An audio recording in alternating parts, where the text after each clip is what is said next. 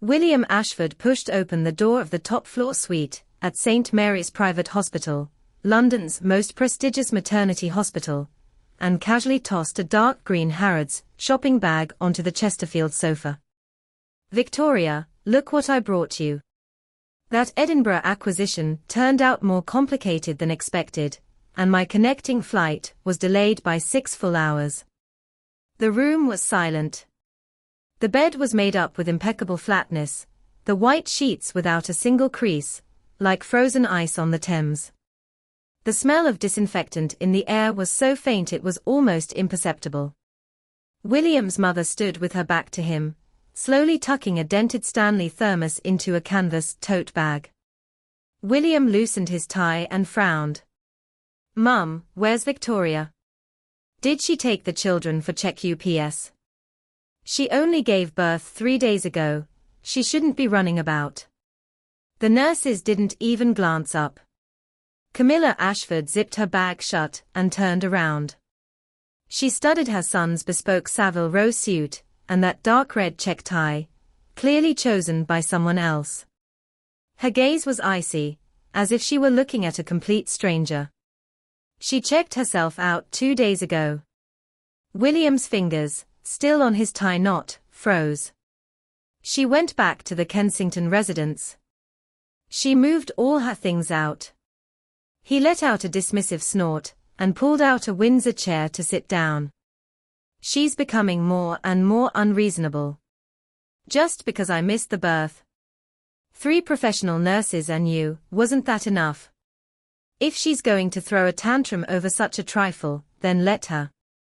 Camilla cut him off, drew a thin envelope from her bag, and placed it neatly on the tea table beside the Harrods bag.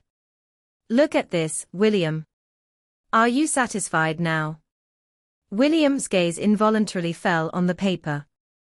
The gold-embossed letterhead of Pickering and Wilson Solicitors stung his eyes. His eyelids twitched violently, and the smile at the corner of his mouth froze.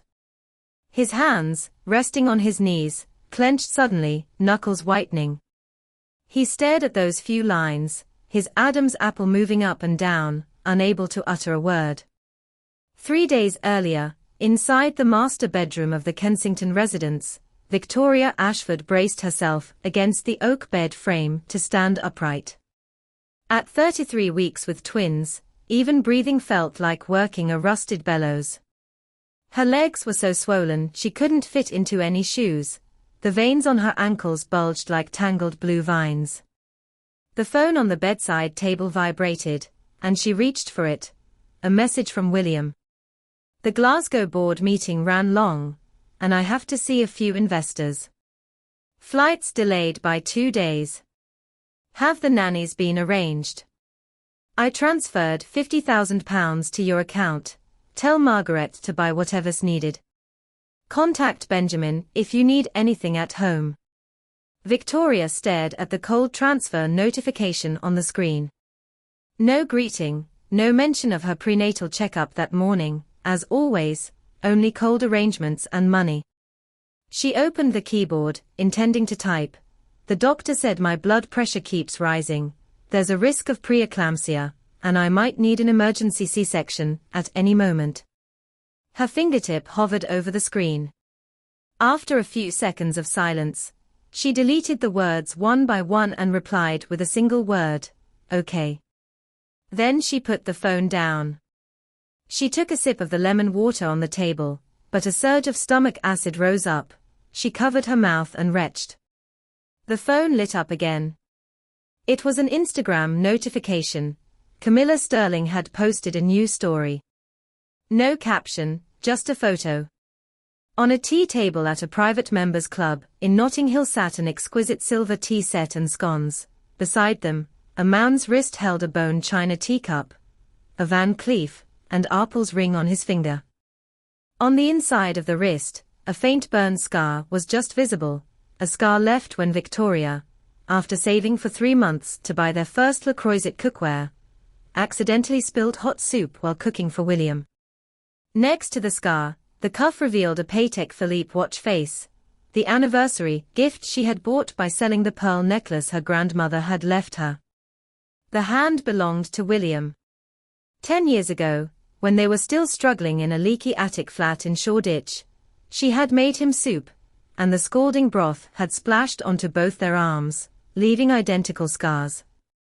Victoria gazed at the familiar scar in the photograph for a long time. Suddenly, a tearing pain shot through her abdomen, and a warm fluid gushed out, quickly soaking her silk nightgown. She doubled over sharply, and the bone china cup fell from her hand, shattering on the carpet, shards flying everywhere. The pain was like a rusty anchor twisting through her spine. Victoria bit her lower lip until she tasted the iron tang of blood. Groping for the emergency call button on the bedside, she forced out the words through clenched teeth, "Margaret, call an ambulance." Outside the emergency room at St. Thomas Hospital, the wheels of the trolley screeched across the cold tiles. 33-week twins, premature rupture of membranes, sharply rising blood pressure. The nurses spoke rapidly, and overhead fluorescent lights flashed past one after another. Victoria could barely keep her eyes open. Where is the family? Where's the family? The lead surgeon, clutching a stack of documents beside the trolley, looked grave. Critical condition, severe preeclampsia with placental abruption. We must operate immediately, and we need a family member to sign the consent form. Pain washed over her entire body. Cold sweat soaked her hospital gown. Strands of wet hair stuck to her cheeks as she struggled to breathe, her hands gripping the metal rails of the trolley so hard that her fingernails bent backward. "My husband is in Glasgow." She swallowed a mouthful of saliva tinged with blood, her voice barely a whisper. "I'll sign it myself." "How can you sign the surgical consent for a high-risk twin delivery? If we're on the table and need to remove your uterus, who will make the decision?" The surgeon frowned and handed the papers to a nurse. "Contact her emergency authorized person immediately." Victoria fumbled under the pillow for her phone with trembling hands and dialed the number listed at the top of the file. On the screen, the caller ID read, "William Ashford." The phone rang 3 times, and was cut off.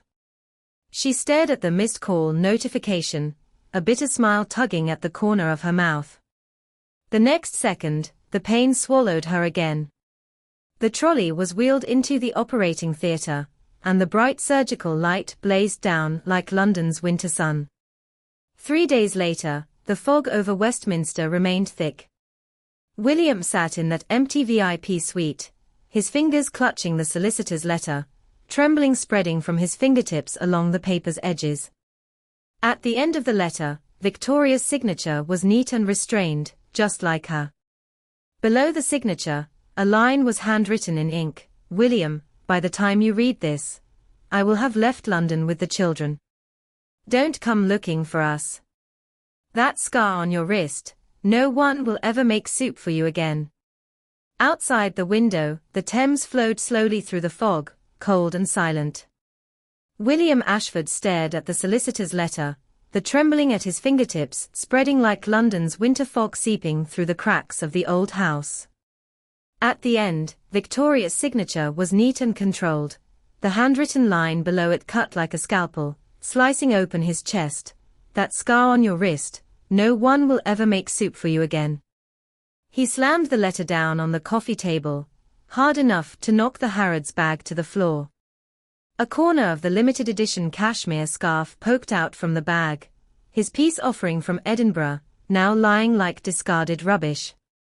When did she leave? What did she take? His voice was hoarse, his throat clogged as if with crushed glass. Camilla Ashford sat upright in an armchair, hands folded on her knees, poised like a queen receiving a subject. 2 days ago.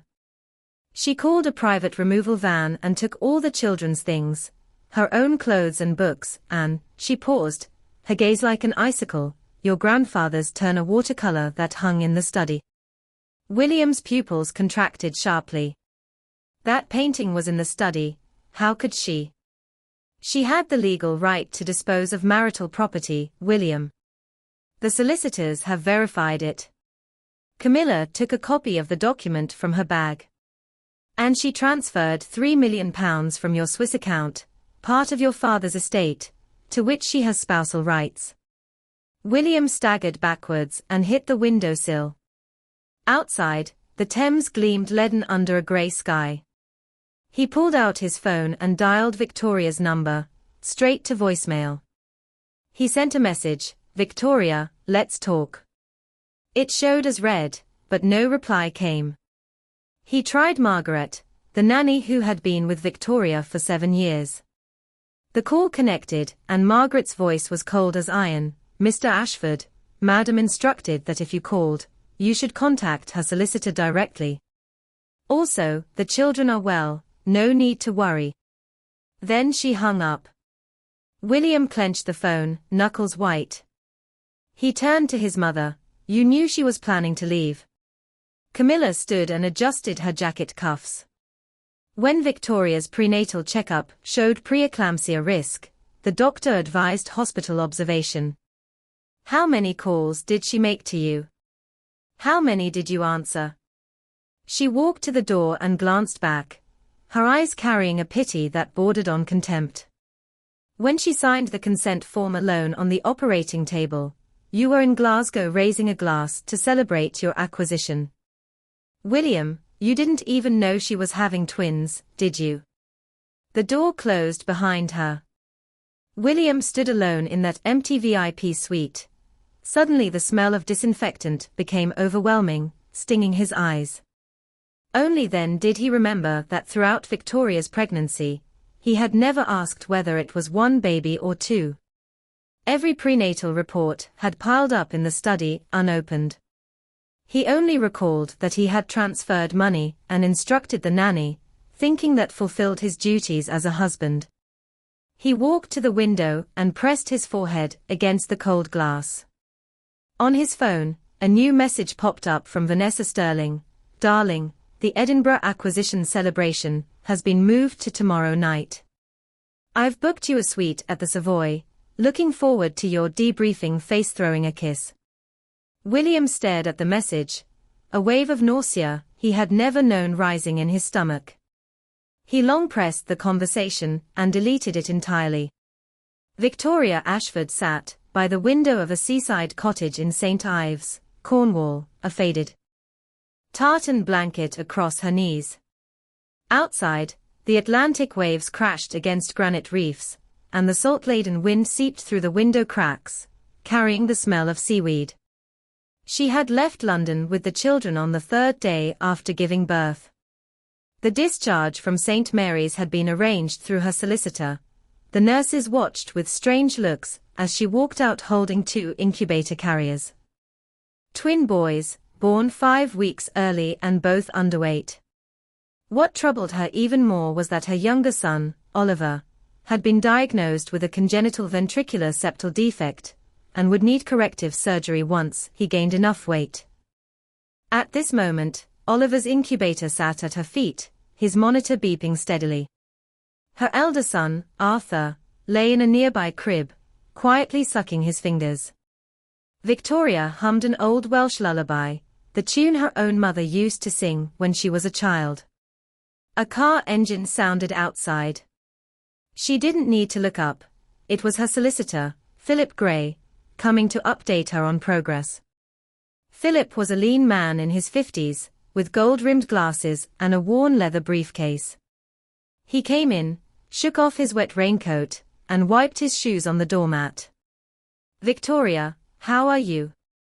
"Same as always." She managed a faint smile and gestured to the chair opposite. "Please sit. Coffee's in the pot, help yourself." Philip skipped pleasantries and opened his file. "Mr. Ashford, through his solicitors, has proposed a settlement.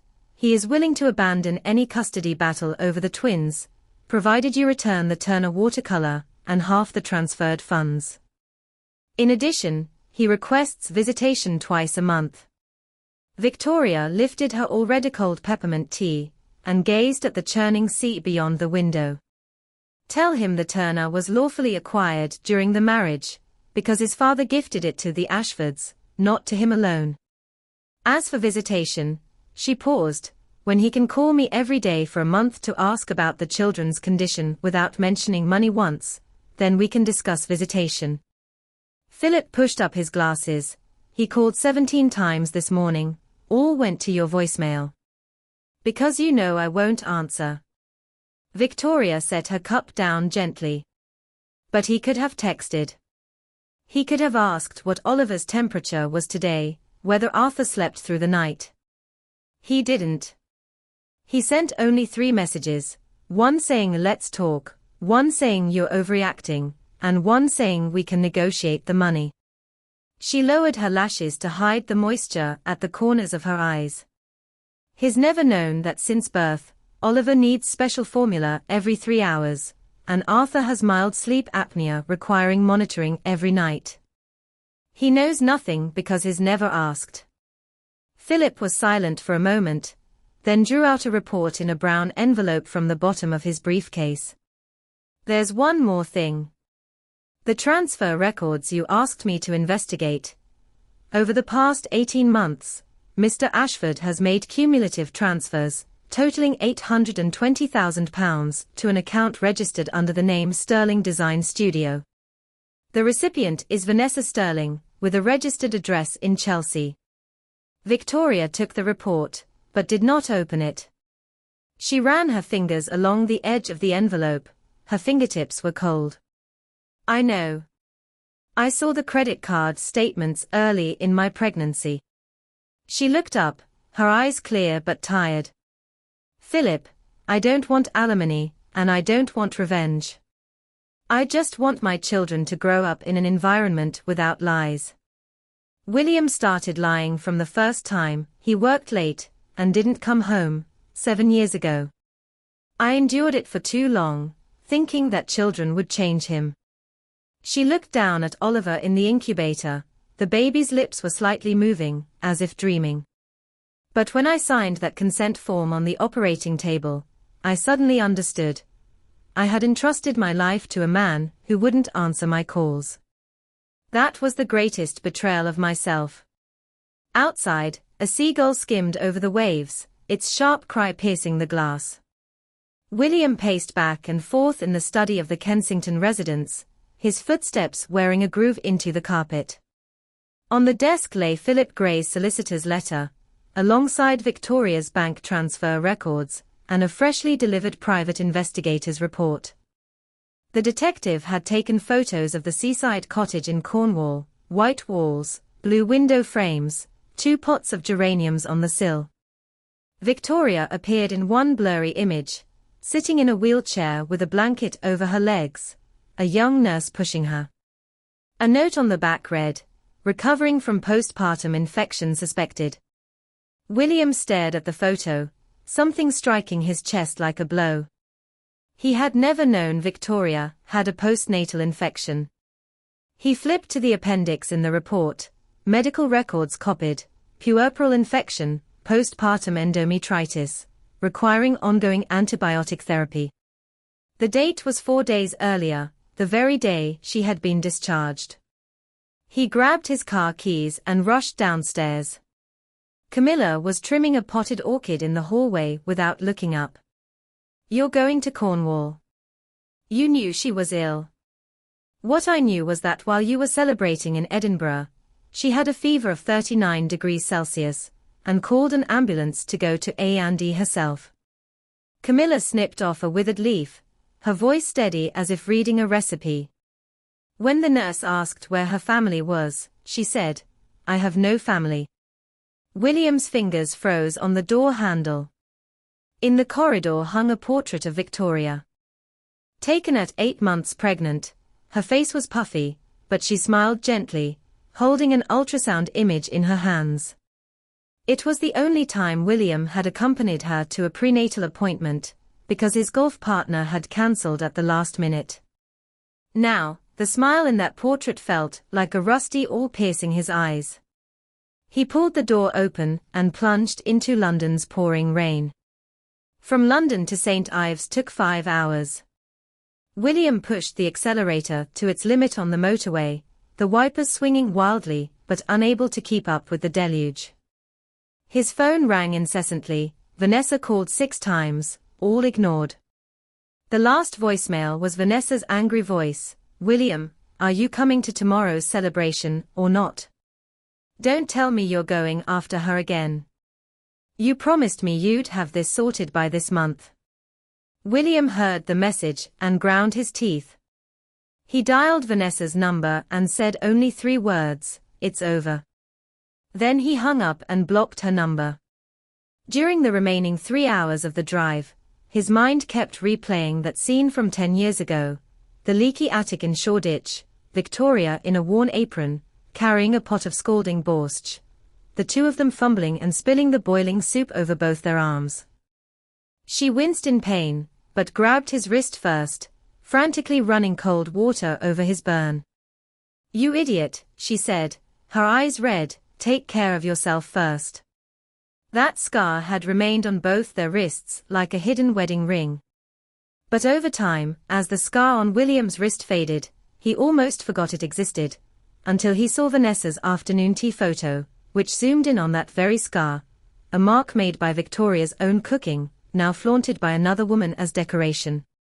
William punched the steering wheel, the horn letting out a short, sharp blare.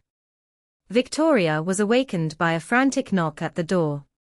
She had dozed off on the living room sofa, having just checked Oliver's monitors, showing stable readings. The assistant nurse, Emily, rushed in. "Madam, there's a gentleman outside, he says he's your husband." Victoria's heart skipped a beat, then steadied. She pulled her shawl around her shoulders, walked to the window, and saw the familiar figure standing on the rain-soaked flagstones. William had no umbrella. His expensive overcoat was soaked through, clinging to his body, his hair plastered across his forehead. He looked up, and through the rain-streaked glass, his eyes met hers. Victoria did not move. On the inside of her wrist, the old burn scar tingled faintly in the overcast light. She turned to Emily. "Let him in, but ask him to take off his wet coat in the porch. Then you stand at the nursery door. If he goes near the children's room, call the police immediately." Emily nodded and hurried to open the door. When William stepped over the threshold, he was dripping like a beached animal. He stood in the entrance, a small puddle forming at his feet. He tried to catch his breath, his gaze sweeping the room until it settled on Victoria. She had lost too much weight. The loose house clothes hung on her frame, her collarbones prominent, her eye sockets sunken, her face pale with illness. She sat on the sofa, hands folded on her lap, her posture as graceful as a classical portrait, except her eyes, which were no longer gentle. They were a frozen lake. "Victoria," his voice was so hoarse it was almost inaudible. "Sit down." She pointed to the low stool opposite, her voice flat. "You have 20 minutes. Emily is timing." William didn't sit.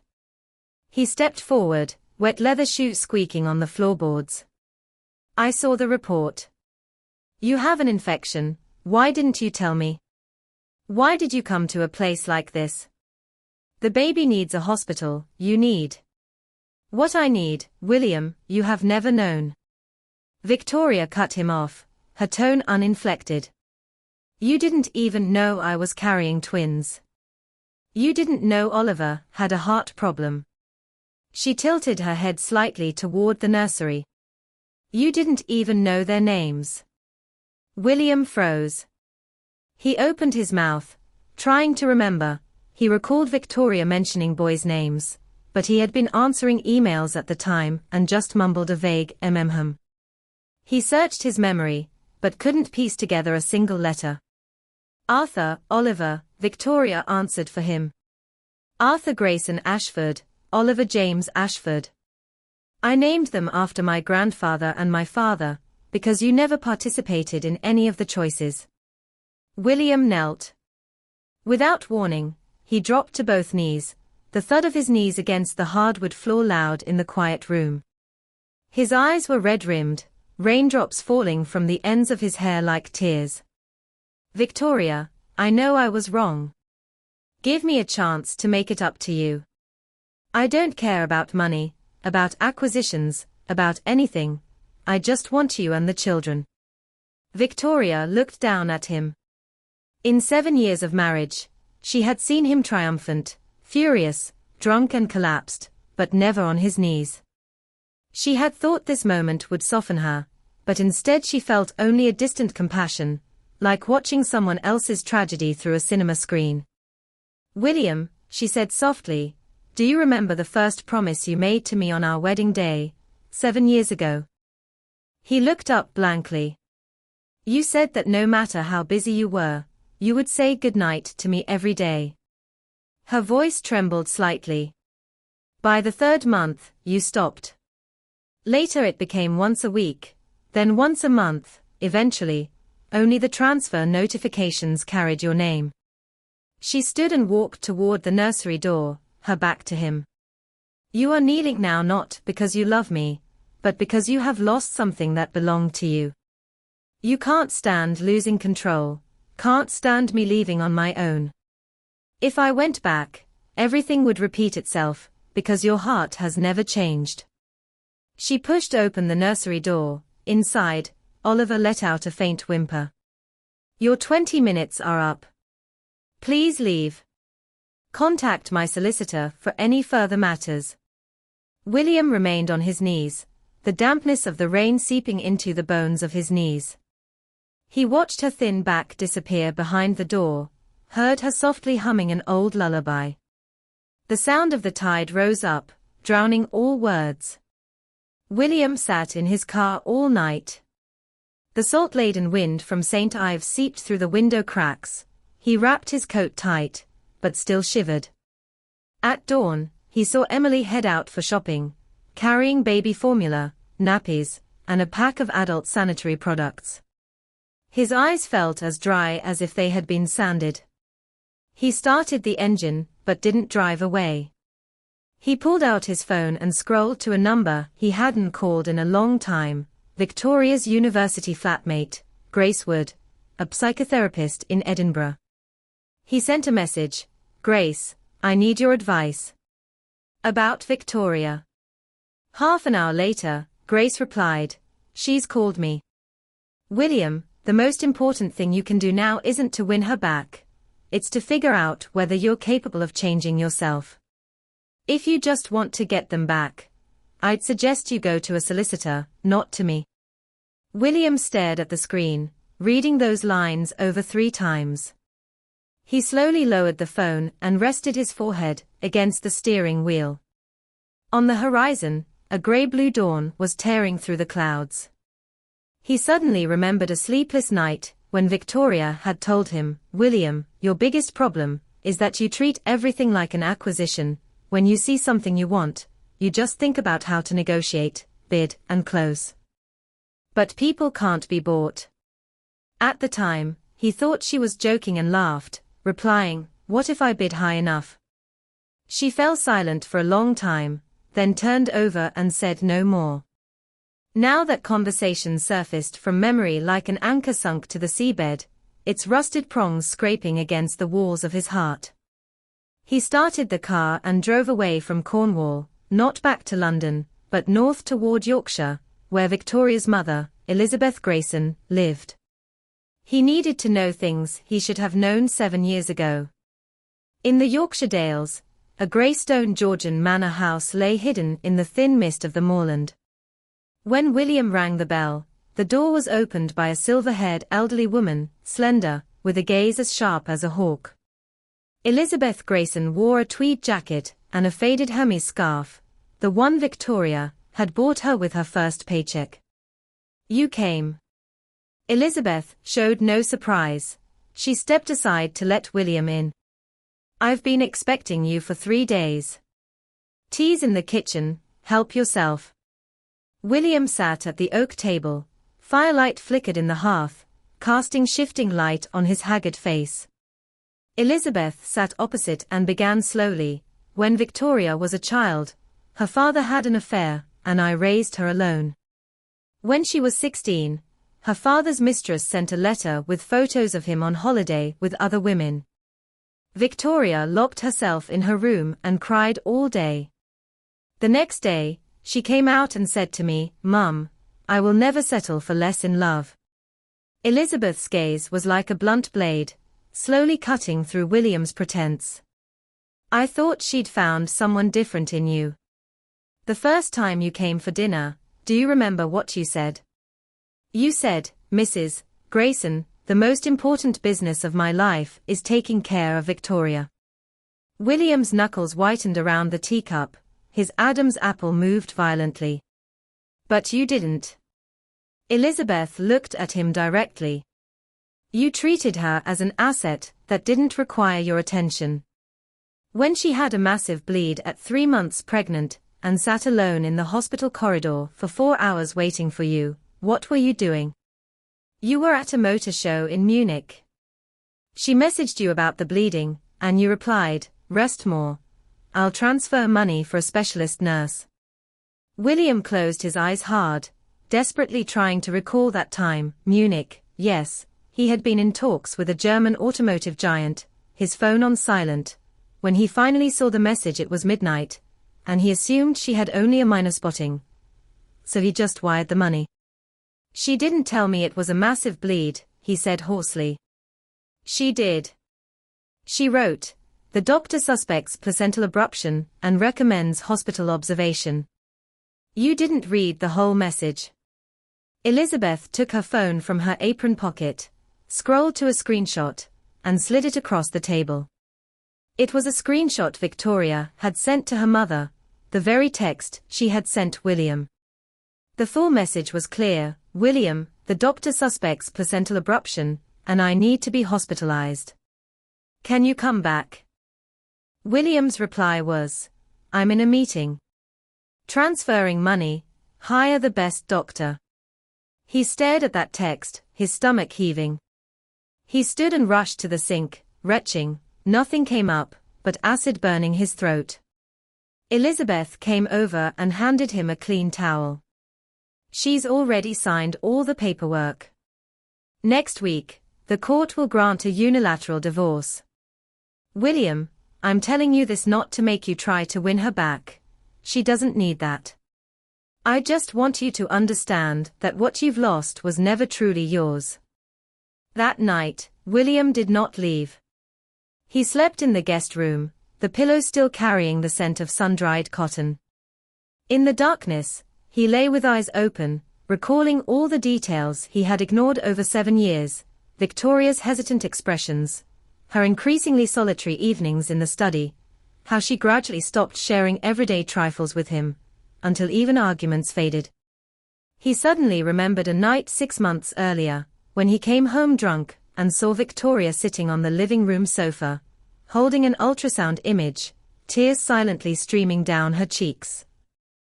He only mumbled, "What now?" and went straight upstairs to bed. The next morning, she made his breakfast as usual, as if nothing had happened. That was her final farewell. He had been on probation since then, oblivious. Outside, the Yorkshire moorland stirred in the morning mist, flocks of sheep moved slowly like clouds drifting across the earth. William stood at the window, realizing for the first time that his vaunted business acumen and negotiating skills were worthless in matters of the heart. He took out his phone and deleted all work emails and unread business messages.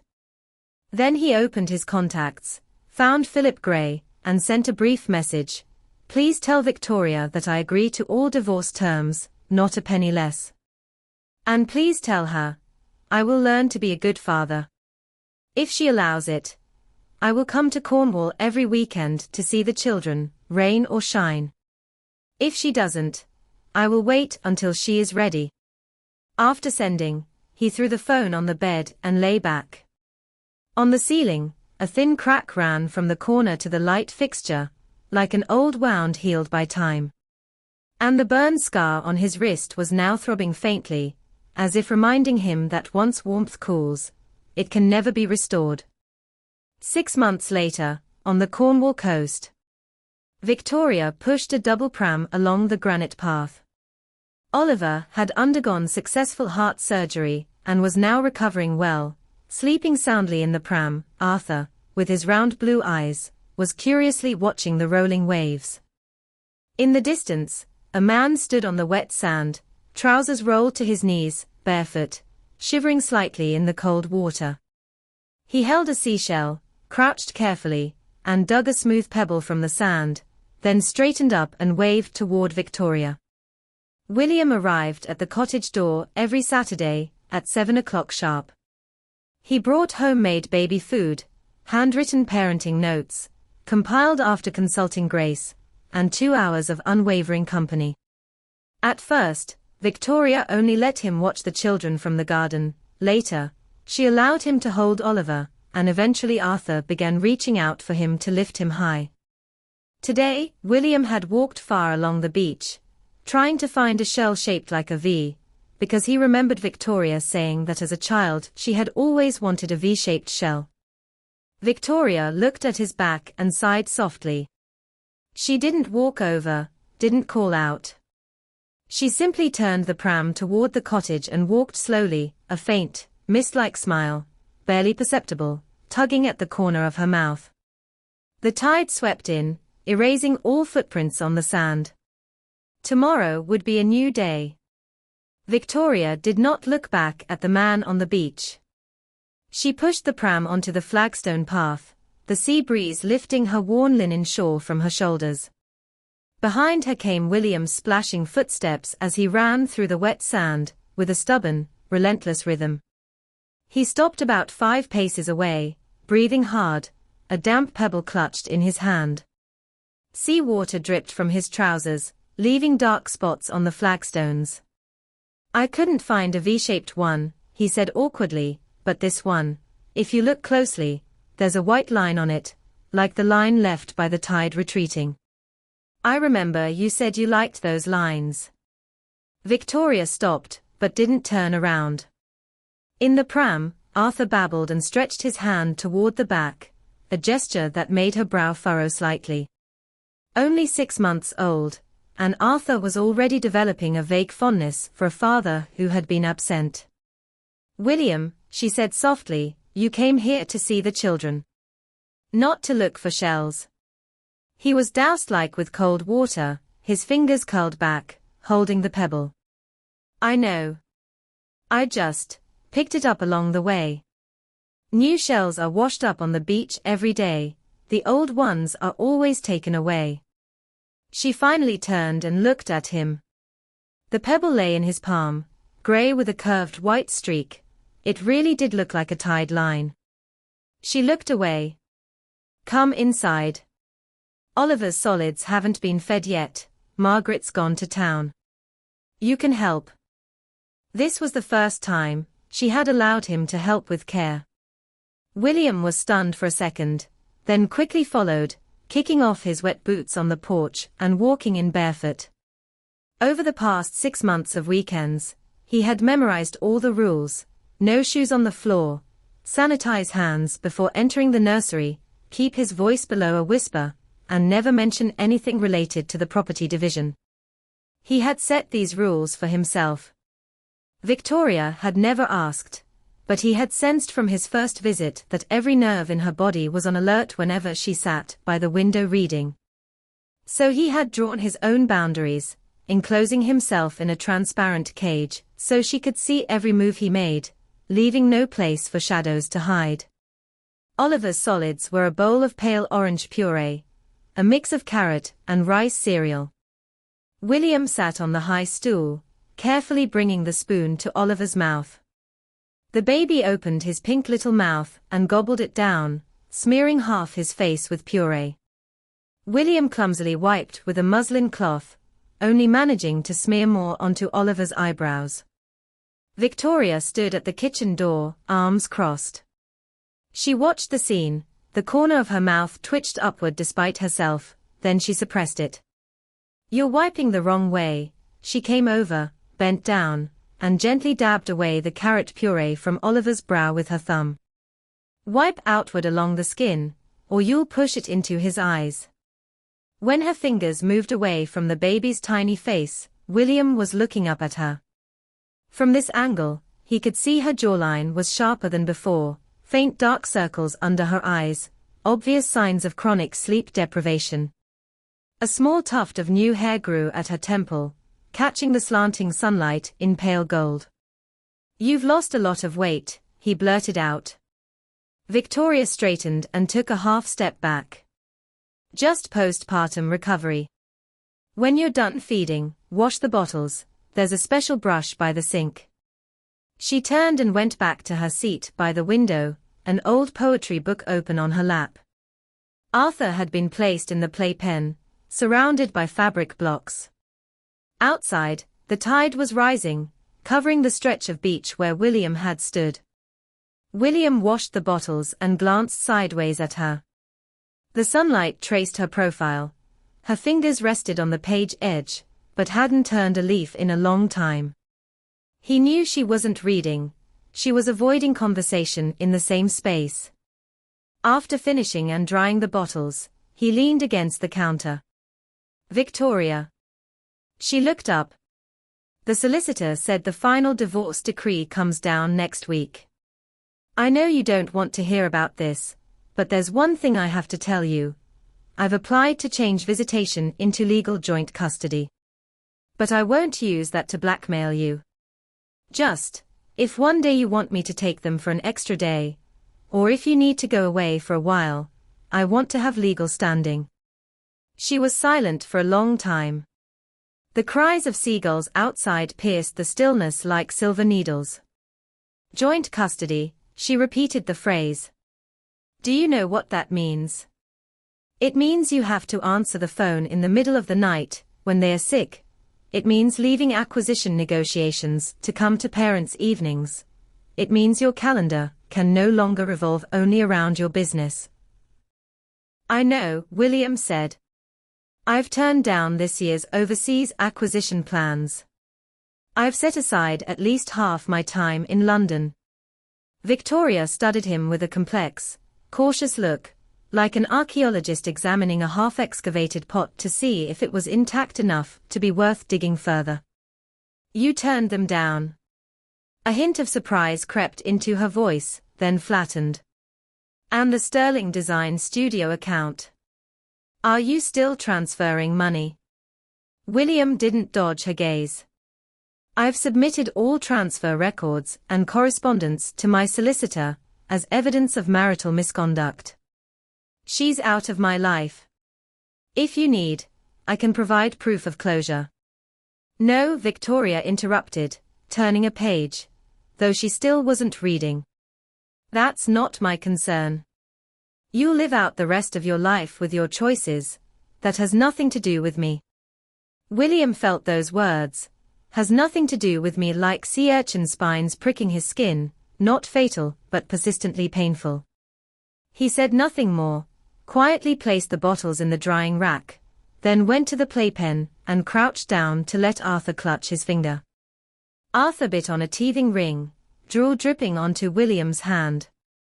William looked down at his son's pale gold lashes and moist blue eyes, and a strange, dull ache rose in his chest, stronger than losing any bidding war. It flooded his reason, leaving only instinct, the desire to hold this little person in his arms and trade all his time and wealth for one unguarded smile. He suddenly understood that in these 6 months, driving 7 hours each way to Cornwall every weekend, he wasn't trying to save his marriage. He just didn't want to miss any insignificant moment of his son's growing up. The realization was as clear as a lightning strike over the sea. That evening, William drove away, the cottage shrinking in the rearview mirror until it became a white dot. When he stopped for petrol at a service station, his phone lit up with 3 messages from an unknown number. First, "Mr. Ashford, I am Vanessa Sterling's private solicitor. I am formally notifying you that my client is 12 weeks pregnant and a paternity test has confirmed you are the biological father. She intends to keep the child and requires you to fulfill your legal obligations. Second, if you continue to avoid this, we will file a paternity confirmation application with the High Court next week. Third, attached a scanned copy of a paternity report, stamped with an accredited laboratory's seal. William stood by the pump, phone in hand, under the dim station lights, the diesel engine humming in his ears. Sea breeze came from a distance, carrying salt. He stared at those 3 lines, the familiar nausea rising again. He wanted to smash the phone on the ground, but he knew that breaking the screen wouldn't erase the black and white words on paper. He deleted the message, then reopened it, screenshot it, and saved it. Then he dialed Philip Gray. "Philip, I need you to step in on a new matter immediately." His voice was surprisingly calm, like the steadiness he used to dismantle opponents at the negotiating table. "Vanessa Sterling's solicitor sent me a paternity test. I need you to verify the report's authenticity, and if it's genuine, start contingency planning for custody negotiations." Philip was silent for a few seconds. "William, do you understand what this means? If that report is true, your divorce case will face enormous complications. Victoria, the one in Cornwall, will see this in the news. There's no way to keep it quiet." William leaned against the car door, looking up at the overcast night sky. A faint star barely pierced the clouds. "I know. So I'll tell her myself. I'll drive back to Cornwall tomorrow and tell her face to face. This can't reach her through a third party." He hung up, got back into the driver's seat. As the engine started, he suddenly recalled the words the vicar had said at their wedding 7 years ago: "From this day forward, you shall have no secrets from each other." At the time he had dismissed it as ceremonial cliché. Now he knew that the ruin of a marriage never came from some earth-shattering crime, but from the very first detail that didn't need to be told. He pressed the accelerator, headlights cutting through the night. The next day in Cornwall, the sky hung low, lead grey clouds pressing over the sea. Victoria was shelling peas in the kitchen, the radio playing a classical music station softly. When the doorbell rang, her fingers paused for a moment. William never came on days other than Saturday, and today was Wednesday. She dried her hands and went to open the door. William stood outside. His coat was stained with water. He had clearly run from the car park, though the rain hadn't started yet, but the fog was thick as silk wrapping the whole headland. His expression was different from his usual careful gentleness. It was pale with determination. "Victoria, there's something I have to tell you in person." He didn't step inside, standing on the porch steps and looking up at her. "Vanessa Sterling's solicitor contacted me. She claims she's carrying my child and provided a paternity test report." Victoria's fingers rested on the door frame. The paint beneath her fingertips was cold. She didn't speak immediately, just looked at him, her gaze as calm as exposed rocks after the tide. After about 5 seconds, she stepped aside. "Come in." William entered the porch, and took his shoes off more slowly than usual.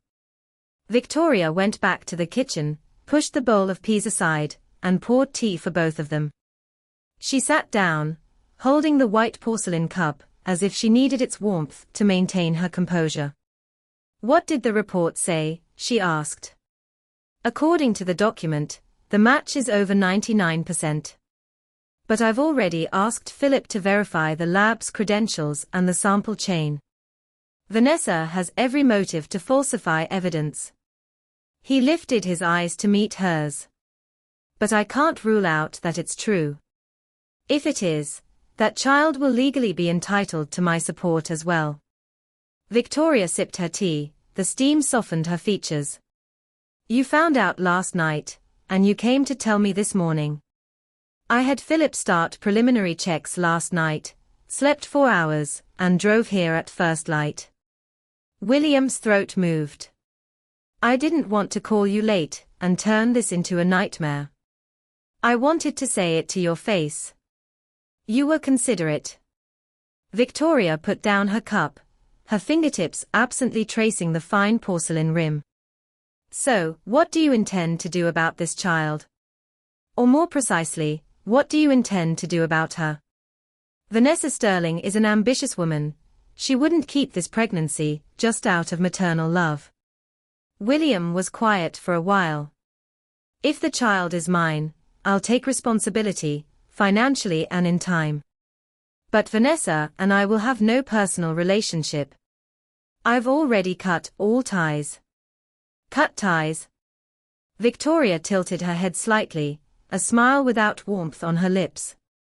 Do you mean deleting her from your contacts, or eliminating the life in her belly? That sentence pierced the air like an icicle. William's expression changed.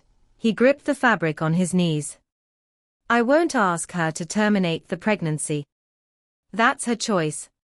But if she chooses to give birth, I will fulfill my duties as a father. That responsibility will not affect my commitments to Arthur and Oliver. William. Victoria said his name with a weary patience. Listen carefully. You will have a child born of an affair. My sons will have a half-sibling. That child will forever exist within our boundaries.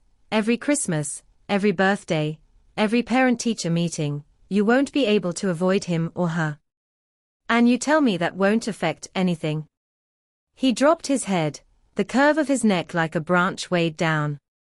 I don't know. But I can't lie to you anymore. I've lied for 7 years, and I don't want to continue. So I chose to stand here today, and tell you the truth, even if it means you may shut that door for good. Victoria stood up and walked to the window. The fog over the sea was thickening, the lighthouse in the distance was barely visible. Her shoulders rose and fell slightly, her breathing shallower than usual. She was silent for so long that William thought she might not speak again. Then she spoke, very softly, you know, I used to think the worst thing was your betrayal. Later I found that the worst thing was that you betrayed me and still thought that as long as you didn't say it, it didn't happen. She turned around, her eyes reddened but tearless. You standing here today telling me the truth, is the one thing about you that I can still respect a little. I still don't forgive you, but I respect that choice. William looked up. Those sharp, shrewd eyes now held nothing but a naked desolation, washed clean by the tide. Thank you, was all he could say. That afternoon, he didn't stay for the solids. He left after saying what had to be said, because he knew she needed space to absorb it. After he left, Victoria sat on the sofa for a long time, the unread poetry book open on her lap. Arthur played quietly with blocks in the playpen, Oliver napped. The only sounds were the ticking clock and the ceaseless rhythm of the waves. She remembered what her mother Elizabeth had once told her. If a man can admit his mistakes, he can still be saved. But if he won't even admit them, then he's hollow. William had admitted it today, in the most undignified way and at the most awkward time. Yet she felt something loosen in her chest, not forgiveness, but a kind of release. She now saw the full truth, with no more fog to hide it. That evening, Victoria sent a message to Philip Gray. Proceed with the divorce as planned, but joint custody terms can be discussed. Condition: any financial arrangements involving Vanessa and her child must be disclosed separately and not mixed with Arthur and Oliver's maintenance funds. She paused, then added, also, please convey to Mr. Ashford that he is welcome to come as usual next weekend. Oliver has been practicing lifting his head and making progress. He'd like his father to see. After sending it, she put her phone on the bedside table and lay on her side. Outside, the night tide beat against the shore like the earth's steady breathing. She closed her eyes and found herself calmer than she had expected. William returned to London by 9 that night. He drove straight to Philip Gray's office. The solicitor had already prepared for an all-nighter after learning that William was returning from Cornwall. Spread across the desk were 3 files. The first, a copy of Vanessa's paternity report. The second, the independent verification results Philip had urgently commissioned from a third-party lab. The third, the draft of Vanessa's solicitor's custody demands. William took off his coat, rolled up his shirt sleeves, and sat in the swivel chair opposite Philip. He read all 3 documents in turn, lingering longest on the independent verification. Conclusion, he asked. Philip took off his glasses and wiped the lenses, his expression serious. The sample chain is compromised. Vanessa collected and mailed her own sample without a neutral witness. Though the match percentage is high, the lab noted in its report, sample contamination or tampering cannot be ruled out. That means her solicitor can't present irrefutable evidence. So she's betting I don't want to fight. William sneered. She knows I'm in the middle of a divorce and don't want more legal battles and media attention, so she's using a half-true report to pressure me into a private settlement. Probably, Philip nodded. But there's another possibility. She really is pregnant, and the child might indeed be yours, but she knows she doesn't have ironclad proof, so she's testing your limits with bluster. If you settle privately, she gets what she wants. If you demand a court-ordered retest, she can drag it out until after delivery, and by then, whatever the result, the reputational damage will already be done. William leaned back, gazing at the vintage chandelier on the ceiling, its dim light cast shadows on his taut jaw. What does she want? Money. Status. The draft doesn't state a specific amount, but she demands you cover all pregnancy medical expenses, postnatal care, and 18 years of child support, at a standard equal to other Ashford children. Philip flipped to the 3rd page.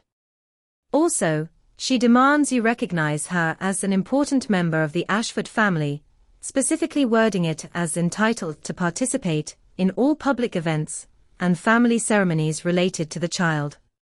William laughed at that last clause, a cold, mocking laugh that echoed in the empty office.